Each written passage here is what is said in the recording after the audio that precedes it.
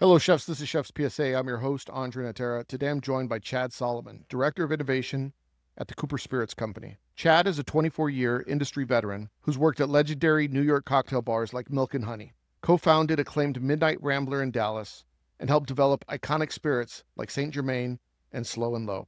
We talk about bartending in New York, serving celebrities, and what it really takes to build a world-class bar program.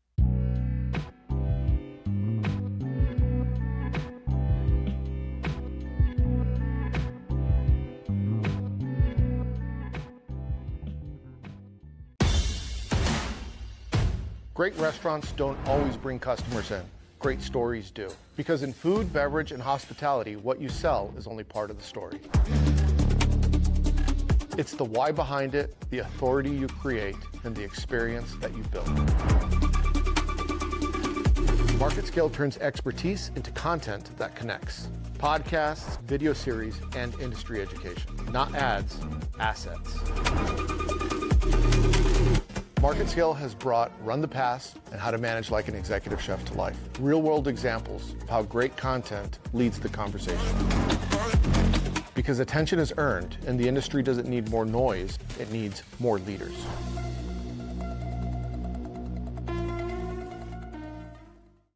Isn't it one of the most interesting relationships in a restaurant between a bartender and a chef, or a bartender and a cook, right? It's funny because I think back to, like the trade-off, like, hey, can I get some fries? That's where it starts. Like, hey, can I get a little bit of fries? Can I take this out of the bowl? Can I get a sandwich? And the next thing you know is like, hey, can I get a Red Bull? Right? And then it's a slippery slope to, what's that pitcher of apple juice doing under your workstation? Well, I think it's interesting. When I started bartending, which was in October 2001 after 9/11, my primary experience was nightlife and not necessarily in restaurant bars. And were you in New York at this time? Yes. Yeah. Yes. So you were in New York during 9/11? I was. Yeah. Yeah. Oh, I'm sure that's a story. There's a whole story there. Yeah. Well, I mean, so I had the day off and I was working in film production at the time. And so my buddy worked at Putnam Publishing and Penguin Putnam and down near Tribeca. And so I had gone into work with him that morning he was like, hey, you can come grab some books. And so I rode up, the elevator with him and met his boss. And while we're talking, first plane hits. And then we go over to the window and we're there. We watch the second plane, hit. And then we watched all the, events transpire. And we were only 13 blocks north.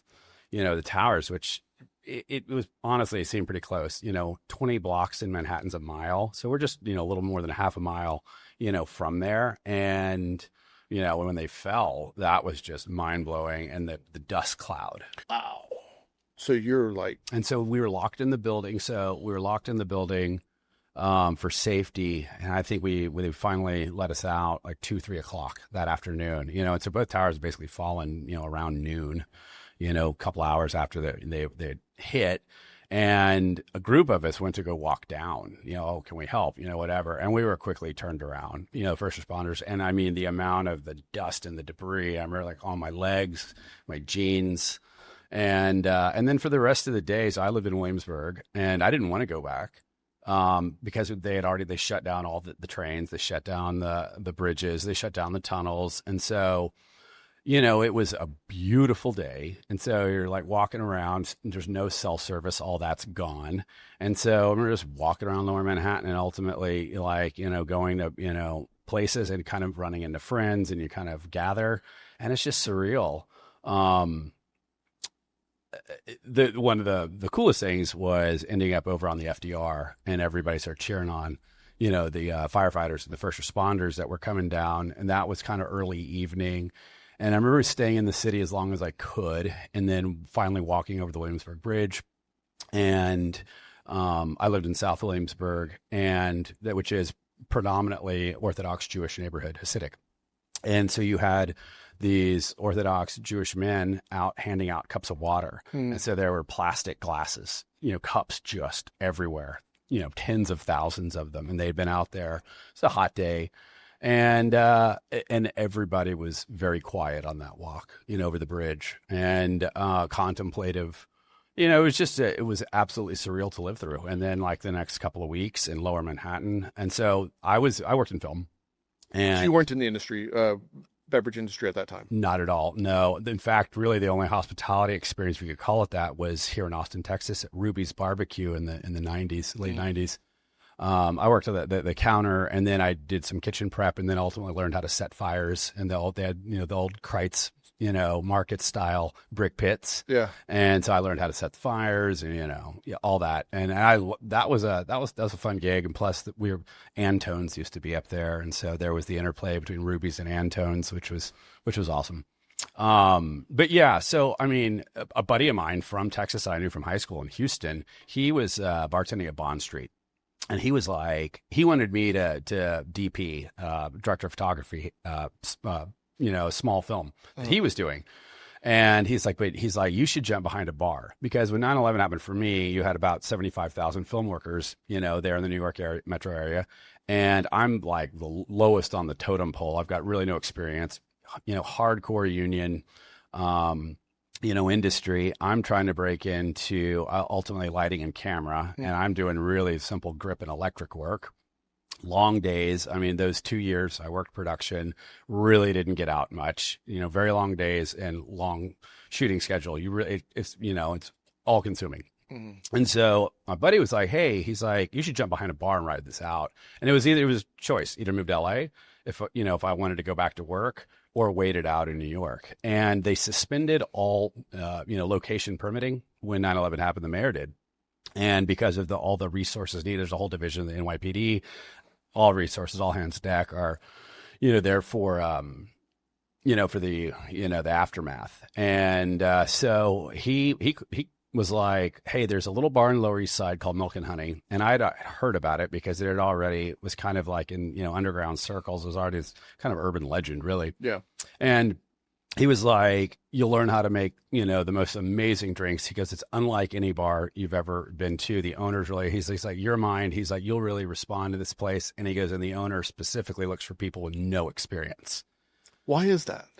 Because obviously there's a lot of owners that look for that, especially when, even chefs, sometimes we look for a cook with zero experience. But why specifically in the bar?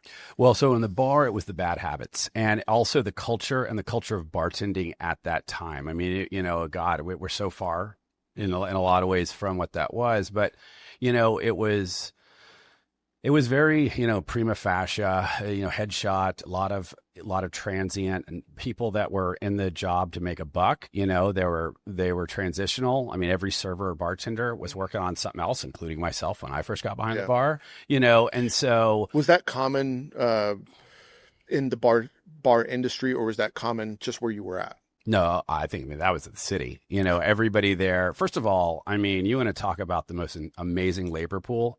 All of us had college degrees, master's degrees. The human capital, and the reference points. The people that you work with was amazing. And so really, really, motivated. People are doing things. But, for Sasha, he didn't want the bad habits. Also, there was just a different value system. It was, very bling, status driven. It wasn't, there was a product fixation with him, but I mean, really it was so much more than that. Milk and Honey was about the total product experience. And these words were never spoken. He would have never talked like that. It's in hindsight where you realize how immersive and how, Milk and Honey, for people that don't know, set the stage. What was that like back then? Milk and Honey. So Milk and Honey opened on New Year's Eve, 1999 into 2000 by Sasha Petrosky. And Sasha grew up in the West Village. Milk and Honey was located on Eldridge Street between Broome and Delancey and Lower East Side. At that time when it opened, Chinatown had grown and kind of swallowed a lot of Lower East Side, swallowed Little Italy with the exception of, Mulberry Street, which they've kind of kept. And at night, the street lights didn't work. It was dark. You had a lot of the Chinese fish markets on the street during the summers. It smelled horrific, and the heat, kind of the rotting fish. It was not exactly a warm and fuzzy street to walk down. And so there was an old There had been an old tailor shop there at 134 Eldridge. Sasha's grandmother had immigrated from Russia, I think in 1914. Had lived on the street, and Sasha was able. He met the superintendent of the building and was able to get a real sweetheart deal on a lease under two conditions. One, that hire the super's son, Kelvin. So Kelvin was employee number one, and that be respectful of the neighbors and not make noise. And Sasha was like, well, that was very, very fateful, because everything else about the way the bar was designed was to protect the neighbors and be respectful of the neighbors above. And so, there were rules that there was another bar in the East Village called Angel Share, Japanese cocktail bar. It was kind of hidden upstairs in a restaurant. And Sasha cribbed several things from Angel Share: jiggering, big ice. The Japanese working and carving big ice for their cocktails. And he made the rules his own. He really liked the precision and the consistency, that measuring. And then there was, Sasha thought the 21st century could look a lot like the Jazz Age, and he was just a really old soul. So that was from etiquette to social decorum. Obviously loved jazz. There was nothing themey. It was nothing about being a speakeasy. Mm-hmm. So one of the biggest mechanism for respecting the neighbors was that you had to have a reservation in order to come into Milk and Honey, and you had to make a reservation via phone number. But that phone number was never published. And so that phone number was gold. You could only get it on the card. Now, you could go and knock on the door and you might get a card. You might get in, but it took on this mythological kind of, life of its own. And, when you're in New York, or I think any urban area, you want to think that they're behind some sort of, unmarked door, there's a whole nother world, right? And when you got to go through that door, and you were, first of all, you'd walk up to the door, then you're buzzed in. And what do you immediately, what you're confronted with is very thick black velvet curtain. It gives you this prohibition vibe. Yeah. Well, there's not even, there's that, or like, there's just a whole nother world. And that's what would happen. The door would buzz, you open it, and there's this black velvet curtain. And then you open that, and you walk in, there's a second black velvet curtain. Yeah. And then you open that, and it's candlelight, it's Venetian plaster, and you hear the soundtrack. You hear first of all, just walking in that room, everybody dressed, everybody's clothes were tailored. Christy had a whole set of my partner, who was how I got into Milk and Honey ultimately. Mm-hmm. She served, and she looked, it was like, it was very transportive, very immersive. Mm-hmm. You walked in and it was like stepped into a whole different universe. It reminds me of the way I'm picturing it in my mind is like in Goodfellas when Ray Liotta's going through the back and through the Copa. Mm-hmm. Yeah.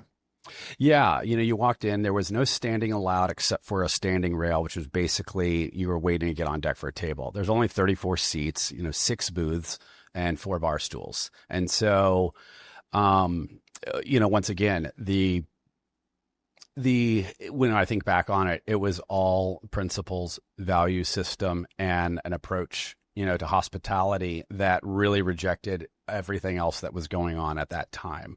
And it became really the first audience that responded were service industry. Mm-hmm. And so Milk and Honey didn't open until 9 p.m., which was totally, everybody else opened at 5, but Milk and Honey would open at 9. And then it was open until 4 a.m. And in the very early years, Sasha would stay open later. There wasn't anybody really minding the store so much, it was going to hassle you. So after hours was way more possible. And there was an audience for it. Whereas, now the city is kind of everywhere. It's all going earlier. But service industry would get off work, they'd come in. And so service industry, best word of mouth. Mm-hmm. And so that was kind of the early thing. And that I think ultimately helped the bar in the long run, because you had that organic advocacy. If people were like, oh my God, these guys are onto something. They're doing something cool. They're putting out an incredible product. And, everything I've just told you is like nothing really about the drinks. But when you went in and you watched, the first time I went in, Sasha didn't need anybody at the time to put a fine point on that when my friend had reached out. So I ended up bartending at the Cellar Bar in the Bryant Park Hotel there in Midtown Manhattan, located there on 40th Street between 5th and 6th Ave.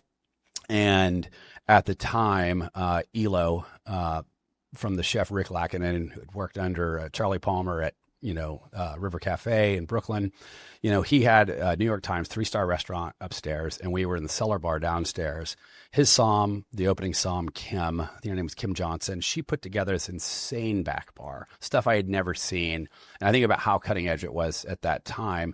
But that was a really, really sexy room, and free pouring, really cool products, but a really sexy New York hotel nightclub. And especially at that time, that's when the boutique hotels and kind of the seeds that Schrager had sown, Ian Schrager, with his hotel group, the Morgans, the Royalton, and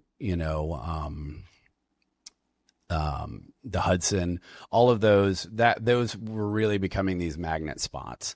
And I met Christy. She was serving there, and your first conversation, is like, oh, what else do you do? Where else do you work? What else is going on? Because everybody else has got something else going on. And she's like, I work at this place called Milk and Honey. And so that, I was like, oh yeah, my buddy knows Sasha. And she rolls her eyes, and she's like, was not impressed. And I later would come to find out that everybody knew Sasha, and that was the people would come and knock on the door trying to get in. But I know Sasha, and it became like this rolling joke with all of us, especially as you work there and you got to put up with it. And so so there were the 10 rules, and in terms of the I know Sasha, the number one rule was no name dropping, no star fucking, except for the name that was dropped more than anything was the man himself who wrote the rules. And I know Sasha, and so. What do you mean no star fucking? What does that mean? Well, so because if there's so much of celebrity culture, do you know who I am? Yeah. And then if we did get celebrities. We had, it's in New York City. You wouldn't bug them. You respected their space, respected their, they're regular people too. They're out for a good night. They're out for a good night. And that includes from us, as taking care of them. So, I mean, there's that. And I'll, from the drinks standpoint, when Christy took me there, Joseph Schwartz was bartending, and Joseph I think doesn't necessarily get as much credit as Joseph deserves, in that without Joseph, Milk and Honey really would not have survived. He helped Sasha get it organized financially, in its second year, that set it up for a much longer run. But I walked in, and first of all, watching the jigger work was so precise. Watching this tight little bar that was like an F-16 cockpit. Watching, we went on to call it the economy of motion. Watching him, the way he built drinks, and then ultimately he made me a silver lining, which is a variation of a silver rye fizz, right? Silver rye fizz is rye whiskey, lemon juice, simple syrup, shaken with an egg white. The silver indicates the egg white. So he had a silver lining, swapping out the simple syrup for liquor 43, shakes it out, pulls out a glass from the glass froster, already with a hand-carved spear, long piece of ice, puts that on the bar top, strains, into that, and then with we use bottled club soda, no guns, right? We wanted that better carbonation. And so as you build the drink, the head of the egg white starts to come together, starts to kind of tauten up, and then would rise above the glass. And then the capper was he puts a stainless steel straw in the glass. And so when you go to sip that, all of the sensory, that's, the stainless steel straw, the perception on the palate is it's even colder. It smelled great. It tasted incredible. And in that moment, I was like, I want to learn how to make drinks like this guy. Like it was just all manner of light bulbs are kind of going off. It's like, I want to know more. And so that's kind of set me off to the races. And that was my entry into Milk and Honey. And it really saw a totally different side of the business. There's a lot there. Yeah. I kind of want to jump into a lot of different things because I have a lot of questions. But let's go back to where we were right at the beginning. The first question I asked is the interesting relationship between chefs and cooks, or I'm sorry, between bartenders and chefs. Sometimes it's great. Sometimes it's not so great. What do you think chefs out there that are listening and bartenders that are out there listening can do to improve that relationship? Because it is important. Yeah. Super important. Yeah. I mean, a restaurant, hotel, whatever, right? I've been in situations where there's a lot of tension, and there's that classic, front of house, back of house divide. And that stems from the knives. Yeah. It stems from, hey chef, can I borrow one of your knives? I need to cut lemons. Well, at their at its base level, there's so much shared, and there's, really there's aligned interests if you get down to it for the establishment, but, both can learn from one another. The bartender, not only, in their own way, they're producing the product the same way a cook is, but they're also hosting the guests, they're selling, and they're collecting money. And in a way, they're one of the most independent people in the operation. And so, for that reason alone, you want a tight and a good working relationship. You don't want the bar, there's just too much power. And things, I've Too much seen, power in what way? Well, I mean, first of all, outside of just serving food and ringing that in, you're the bartender more than any other person in the house, controls the way that relationship's going to go. And then, I never saw this in any of the places I work, but I've heard all manner of stories. Enterprising bartenders lining their pockets. Never saw that. Just kidding. I won't put you on the spot. I've heard. No, I mean, so it's a bent house. No, I didn't see that. But I mean, I really kind of had a unicorn level experience. Yeah. It wasn't where I saw more tension is actually in the consulting jobs. Yeah. And going out. And so I think, first of all, the chef is the chef, right? And so there's a hierarchy, and the bartenders just have a lot of independence. And I think there's a lot of tension there. I think that historically there was just not the same value system. I also see a generational difference. I think a lot of younger chefs really get, and I see a much better relationship. And I notice that in my relationships with chefs and cooks and different interest level. I think there's also a ton to be learned. I think the way a chef organizes a kitchen, and especially if there's nobody lead behind the bar, I think pastry, the precision of pastry with the kind of the soulfulness of a saucier, for a creative bartender. And now we're specifically talking spirits and cocktails, right? Beer, wine. Obviously there's not the same manufacturer, but I think there's a lot of that both sides can learn from one another. Yeah, it's interesting because I think some of the best in the bar that I've worked with almost approach the cocktail making process like a chef. At least what I would view as a chef. Maybe they're looking at us like we approach food like bartenders. But it was looking at the flavor profile, and does it pair well, and is it going to pair well with the food, and is it going to pair well with the snacks that are there, and how efficient is it to operate when the bar is full, right? Because I think that we get sometimes lost, just like chefs do.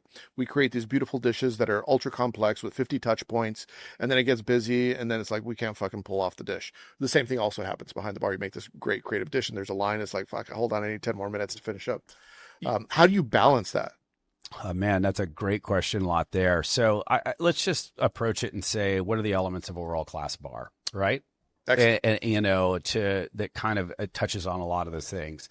And so, first of all, this is highly subjective, and there's a lot of different types of world-class bars in terms of what makes them. And so, what I look at is the wider picture and say, well, you need to build a bar program that's complementary to the kitchen. Does the bar reflect the same values and standards of the kitchen? There's the overall concept. Are the decisions in the product mix, are they on concept? Is there a point of view of the bar? Is that clearly articulated? Can the staff articulate that? I would challenge people to look at their programs. If there's anything superfluous, what can you remove to tighten up that concept? I also think that as you think about your product mix, and that means your cocktails and your manufacturer, are they aligned with your door policy and your seating policy? And then the concept of peak trade. You create this amazing drink, but can you execute it to standard on Friday and Saturday night at full tilt, or at brunch full tilt? And I think, is that kind of the measuring stick for everything that's going to go on the menu? It should be. Yeah. I mean, that's my standard, and it always has been. That was our standard at Pegu Club, which would get bigger. And so, look, and this is very much the same with the kitchen. It's like the more control you have at the door, the more control you have over your seating, the more ambitious and higher touch, food or drink you can do. And then, the more that you're going to jam up the bar, I mean, are you allowing standing? Are you allowing it to get 2, 3, 4 deep? All that's fine and all this can be great, but your product mix needs to be aligned to be able to serve that at its optimum. Otherwise, well, what I see more often than not is the financial imperative. And I think this really goes, especially when you're not in a city like New York, where you can kind of have a full house open to close because of the vertical density, the population density of the city, tourism. There's always, people to come in when you're really hitting.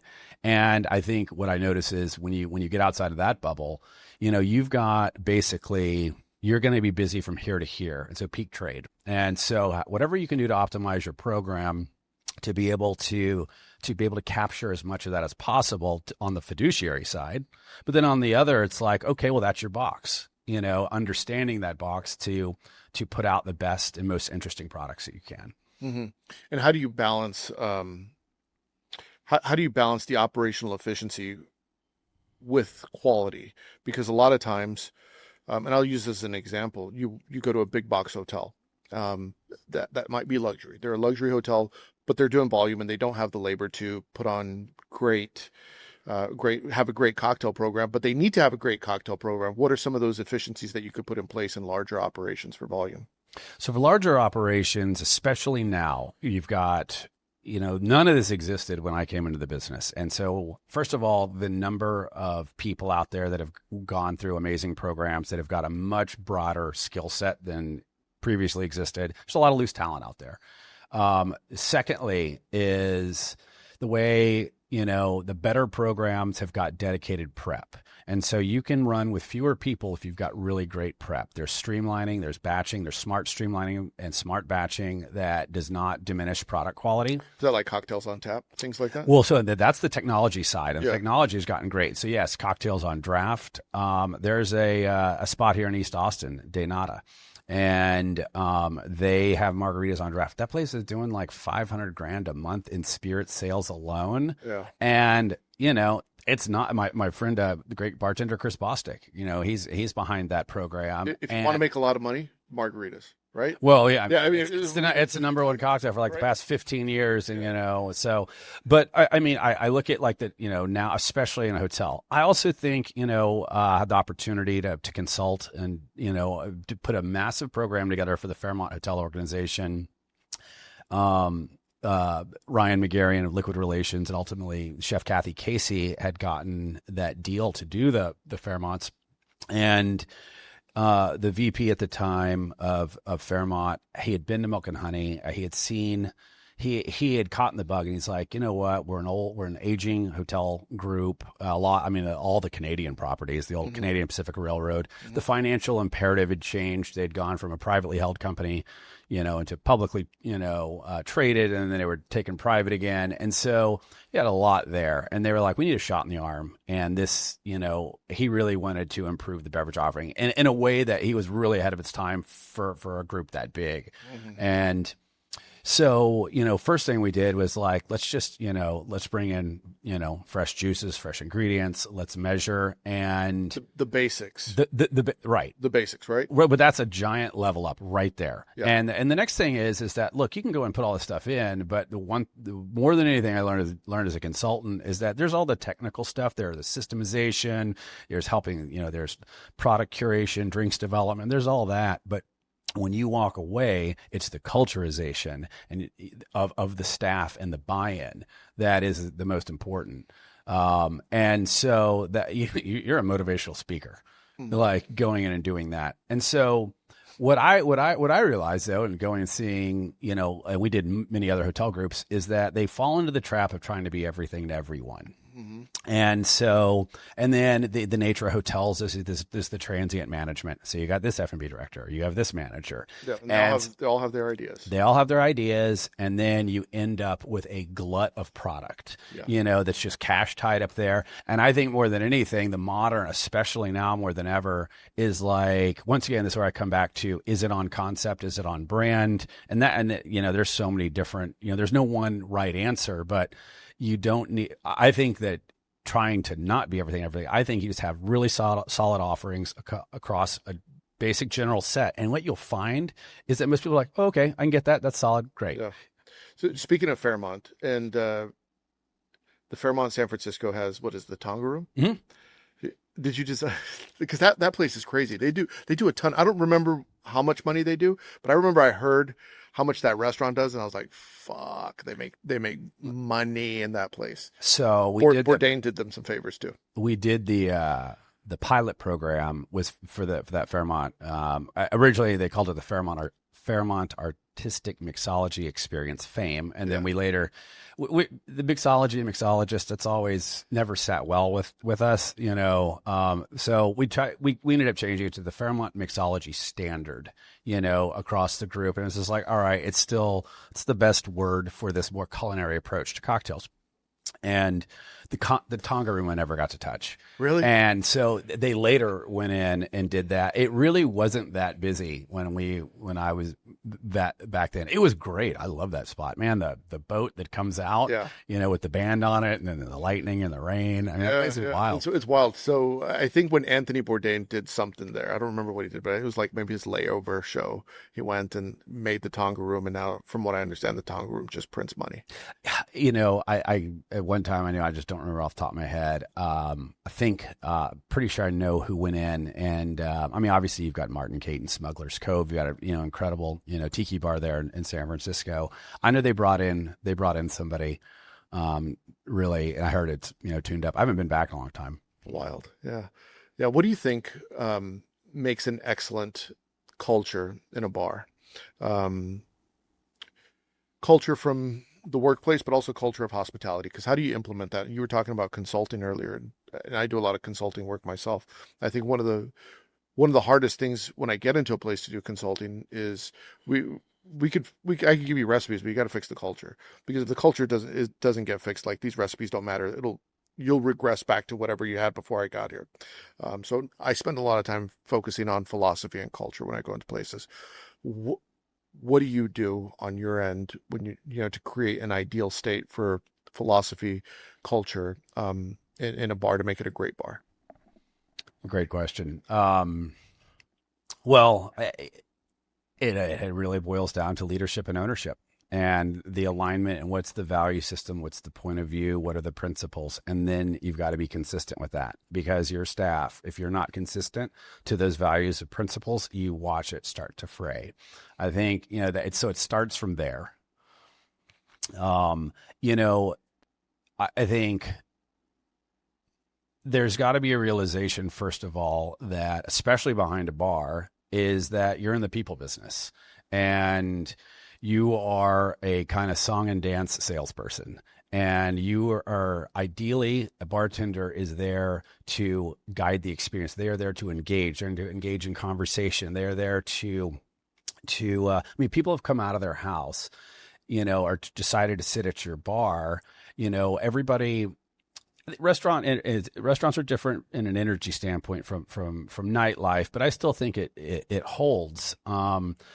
The most ideal is where you can get a bartender to see somebody after they got their first drink, is to then take them on a journey, suggestive, not just selling, but you're taking them on a ride.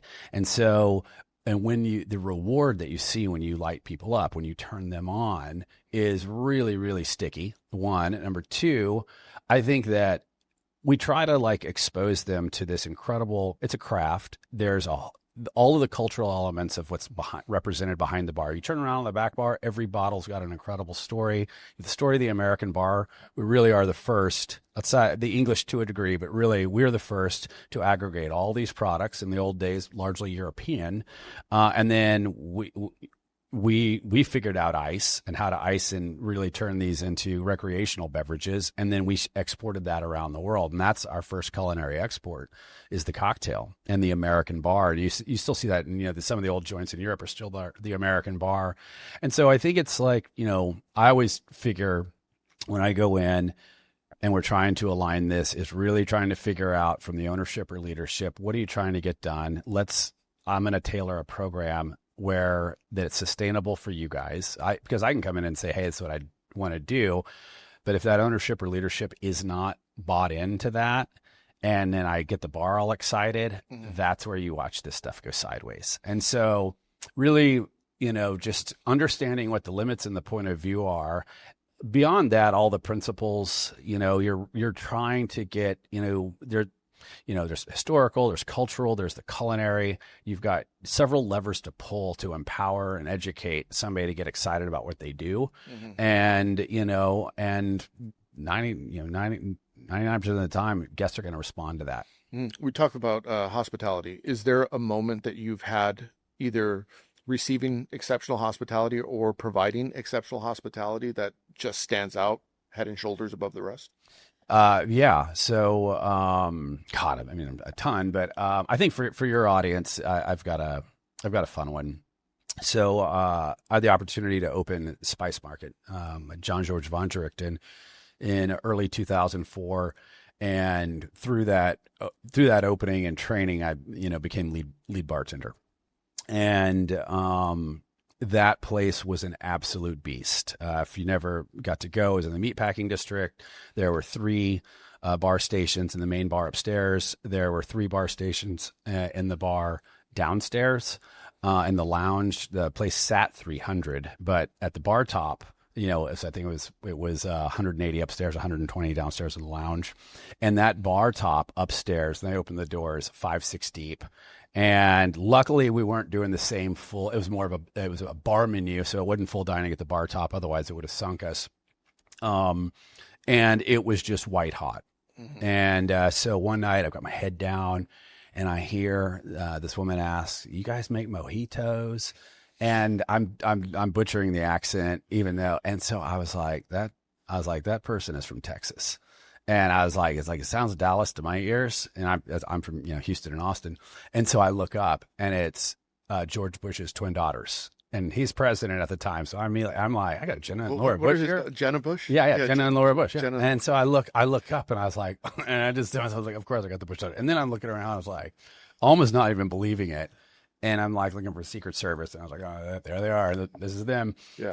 And at the same time, Gail Green comes in and sits down. Legendary Gail Green. And let me tell you, she chews up all the scenery, big presence, not loud, but I mean, this is like watching a movie star walking. Yeah, it was like Faye Dunaway or Mae West, coming in with all, Lauren Bacall in her prime and, coming in, sitting at the bar. And I mean, she's, getting comfortable or whatever. And I go over and, I, drop a napkin marker, get her a glass of water, drop a menu. And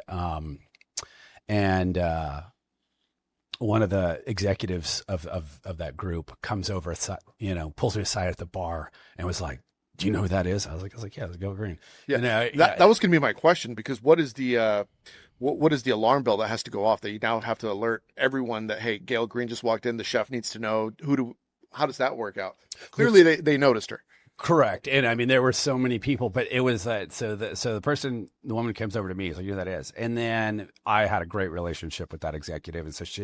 And so then she saw the Bush daughters, and it wasn't like, don't take care of them, but she's like, she's the priority. Right. I understand the assignment. They'll be pissed. She'll make or break us. Right. Yeah. And so, anyways, so I go back over to check. She's had a moment. I was like, can I offer you a drink, or what can we do? And she really snaps at me, and she's like, not having it. I don't know if she's having a tough day or what. And so I was like, she's like, "No, I don't want anything. I'm good." Okay, cool. And so I just kind of let her be, and then I'm making, we had these kumquat mojitos. So I'm making that for the Bush group. And I go back over and I was like, "It's that kind of day, huh?" I was like, "Sure, can't get you anything." And it just kind of like, I guess I saw her or whatever, but she just kind of realized she got out of her own way, or whatever. And she just kind of like flashed me a grin. She's like, "You know what? I do want something." She goes, "I'll take a Myers and tonic." And I mean, that is an old school order. Nobody drinks Myers and tonic anymore. But I was like, I'm impressed, and I just remember, looking at it going, pro move. Well, then it just all melted. And then this great conversation happened, and I could have been oh God, this person doesn't want anything, and just really just Yeah. allowed myself to get busy in every other way. But it was just like, no, I'm not going to take rejection. I'm going to go over and be respectful. I'm trying to figure out, whatever way that is to connect. And then she was a great guest. And then, that executive came back around when she was smiling and we had a great repartee. And so she was just like, fist bump, well done. Yeah. You hit on such an important point that it's about knowing how to make a genuine connection with the person, whether you're, the server at the table, or you're the bartender, you're the chef, it doesn't matter. If you can make that connection, like, fuck, I went to a restaurant the other day, and I've probably told the story too many times on the podcast, but, the food was mediocre, but the guy was just such a great host. He brought wine and he had ice cubes in it, trying to chill it down. It was like a fucking mess. But he's like telling us he loved us at the end of dinner. And it was like, it was the best dining experience I've had, just because of the warm hospitality and how he made us feel like we're coming into his house. I think that gets lost on a lot of people. And what's interesting about the bar is sometimes you're dealing with those people that are looking for nothing else other than the connection, because it's like, I'm traveling, I'm alone, I don't know anybody, I'm sitting here by myself. I'm kind of shy, but I kind of want someone to talk to at the same time. So I call that bar top maintenance. Well, let me step back. It's, once again, this is, my line of work, we focus a lot on product and the way drinks are made and technique and, technology and this and that. And that's all, this is that classic Danny Meyer 5149, but this is the people business. And, I remind people whenever training, it's like, people have a choice, and people will go back and drink mediocre drinks or worse.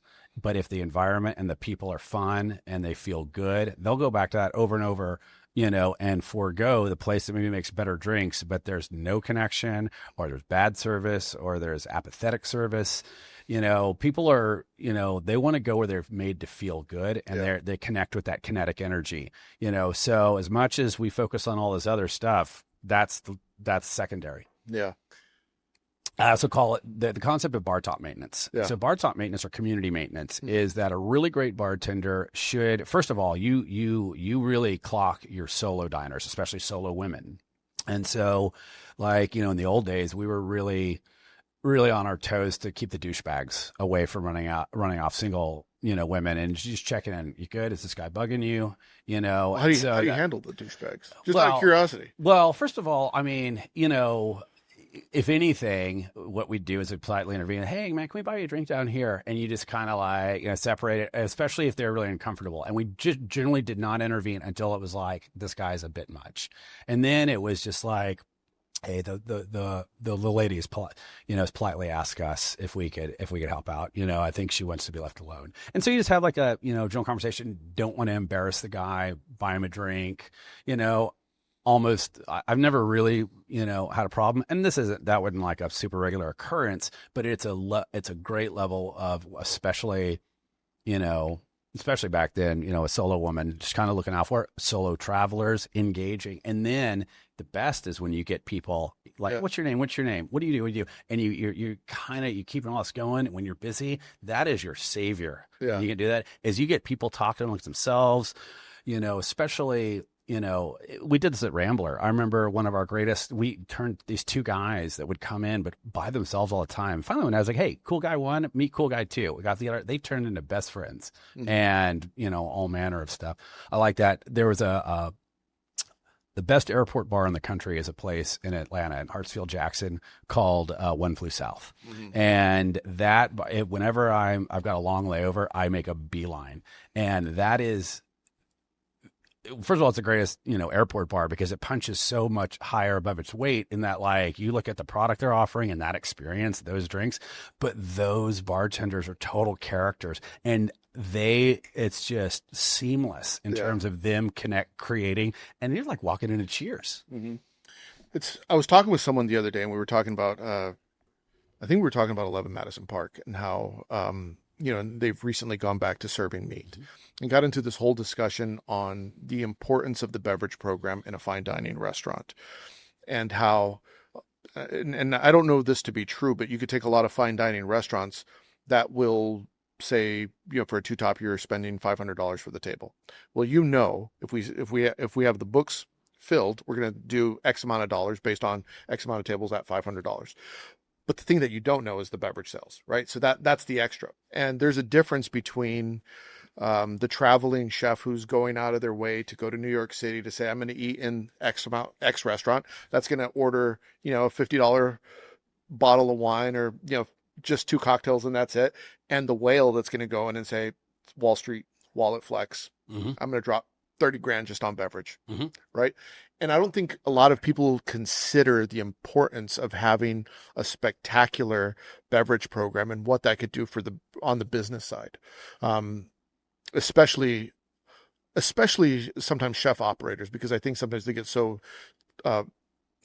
this myopic vision on just, it has to be great food, and they don't think about like, yeah, but you can have such a tremendous upside on sales if you focus on having a great cocktail program with, throw some expensive shit in there. I met 50 Cent.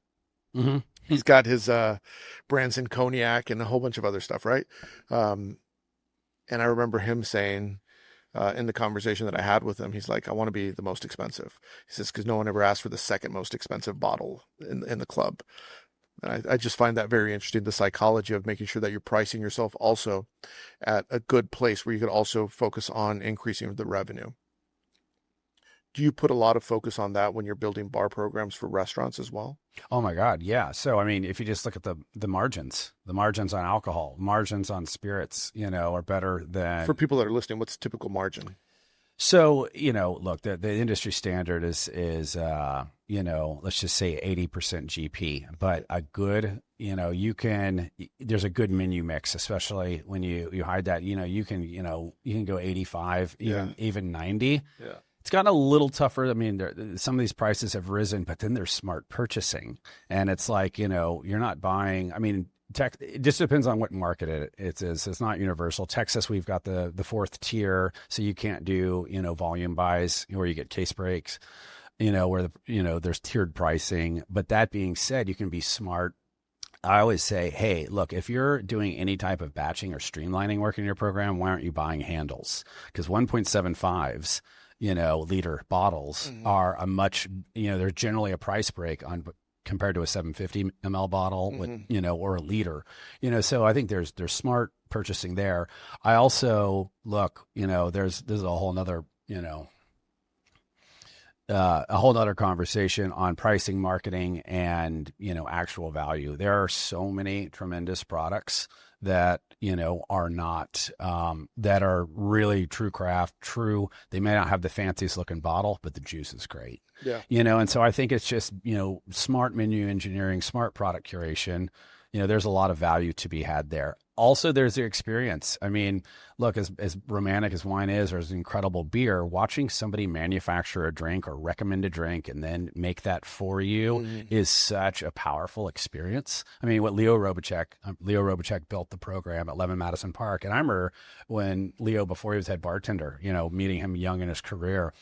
And I look at what that did for that room and that overall experience. And then that turned into what they did at the Nomad. And the Nomad bar was just, that was a real flex in every way. From a business standpoint, and I know it's not an exact science, but you have two different operations, a restaurant with a bar and then a bar with a little bit of food. Mm-hmm. What are the typical gross margins on the bar side with a little bit of food? Like if you're going to go open up a business and you have a choice and someone says, hey, I'm solely in it for the money and I want to open up either a bar with food or a restaurant with a bar. So a Rambler, which is the best version of this, we did 18 to 20% consistently year over year. And had I opened that bar in New York City, we would have done 5 times the revenue at basically the same profit. Yeah. So we would have been really able to outrun our fixed costs far better. Whereas it really depends. I think, a solid restaurant program with a bar can be at, could easily clock 15%. Mm-hmm. and once again, it's just, are you set up to do volume? Volume is really is the big one. So I always look for now. I mean, COVID is as brutal as it was. In a lot of places, you can do to-go cocktails, and so I think there's figuring out how is it that you're compelling enough for people like, I'm going to go get a to-go drink, versus just going to the liquor store, and maybe it's not as big a commitment as it is in sitting at your bar in your establishment, but it's another revenue stream. How do you develop the sensory analysis, the bartender palate, and the skill set, and put it into a nice little package? Okay, so first up, there are just your basic technical skills, your shaking, stirring, jiggering, and there's no easy way around it other than reps. Put in the reps. We coach, work with water, so you're not wasting alcohol. Whenever we do staff trainings, wherever that is, we generally start with water work to understand the basic mechanics and how and why. How and why is so important in all of this. How do you do this, and then why do you do it? And that for everything behind a bar, there's a how and a why answer, and you should have you should seek out those answers. Tasting your palate, straw checking every one of your drinks. Taste, and then you need to build up your sensory bank. You need to taste the people who really, staff trainings, staff tastings are huge. I think, having everybody on a bar team shake or stir and put out the same cocktail and then tasting amongst them. And ideally, there shouldn't be any variance. You want consistency amongst drinks. The only thing that should distinguish you as a bartender is your personality, but so there's just all of those kind of skills. There's the historical and the cultural. You really, I say, that if you do creative cocktail work, really, if a painter has a canvas, a musician has silence, bartender, you'd say, oh, well, I've got an empty glass. I would say, no, water is your canvas, because water is the through line. So learning how to paint and build flavor in water, understanding the elements. You've got, alcohol, you've got water, you've got acidity, you've got fat, you've got bitterness, you've got astringency. There are only 3 cocktails that, there might be a stray somewhere, but you've got a fat-based cocktail, which is historically was a posset. And then that rolls into the flip, which rolls into the eggnogs. You've got sour-based cocktails and so for fat, you've got sugar, water, fat, alcohol, right? For sour-based cocktails, the prototype is punch from India that the English East India Trading Company bring back to England in the late 1600s, where you've got alcohol, you've got water, you've got acidity in the form of citrus juice, and you've got sugar, right? So that's the basis for every sour-based drink that comes after that. You've got, whereas the sour, the daisy, the Collins, the Ricky, the daiquiri, the gimlet, all of those are sour-based drinks. And then finally, you've got the aromatic drinks, and that's going to be a combination of alcohol, bitter, water, sugar, right? Prototype is the original cocktail. Cocktails defined as spirit of any kind, sugar, water, and bitters. By the 1880s, we started calling that an old-fashioned. And so now, you'd have a whiskey cocktail or a brandy cocktail. So the old-fashioned whiskey cocktail is the old-fashioned. So understanding that history, understanding the taxonomy, and then ultimately understanding this elemental, and then how are you combining these elemental things? Also, then there's texture, right? We work in the liquid medium. Textural dynamics are far less than a plated dish, but still, how is it that we can emphasize different textures and different serves, and then understand how to accomplish that?